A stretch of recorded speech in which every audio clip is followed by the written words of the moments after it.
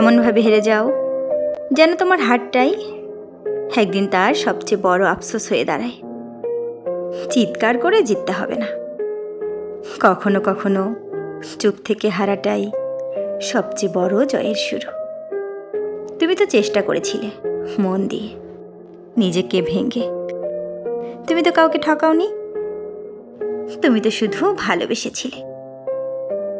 তবুও তুমি হেরে গেলে, কারণ এই দুনিয়ায় সবসময় ভালো মানুষ জেতে না, কিছু মানুষ হেরে যায়, কারণ তারা খুব বেশি সত্যি হয়। তুমি যাকে নিজের ভেবেছিলে সে তোমাকে অপশন বানিয়ে রেখেছিল, যাকে গুরুত্ব দিয়েছিলে সে তোমাকে অভ্যাস বানিয়ে ফেলেছিল। যখন সে চলে গেল তুমি ভেঙে পড়লে, মনে হলো সব শেষ। কিন্তু সত্যিটা হলো শেষ না, এটা একটা শুরু, বুঝলে?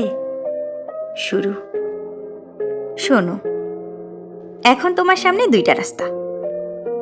একটা, সারা জীবন তার জন্য কাঁদবে, আর একটা, নিজেকে এমনভাবে গড়ে তুলবে যাতে সে ফিরে তাকিয়ে দেখে সে কি হারিয়েছে।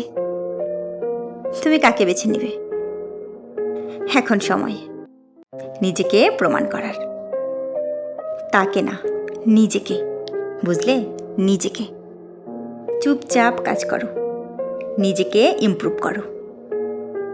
একদিন যখন তুমি ভালো থাকবে, হাসবে, শান্ত থাকবে, তখন সে বুঝবে তোমাকে হারানোটাই ছিল তার সবচেয়ে বড় ভুল। প্রতিশোধ নিতে যেও না, কারণ সবচেয়ে বড় প্রতিশোধ হলো নিজেকে এমন জায়গায় নিয়ে যাওয়া যেখানে সে আর পৌঁছতেই পারবে না। তাই এমনভাবে হেরে যাও যেন তোমার হারটাই একদিন তার আফসোস হয়ে থাকে।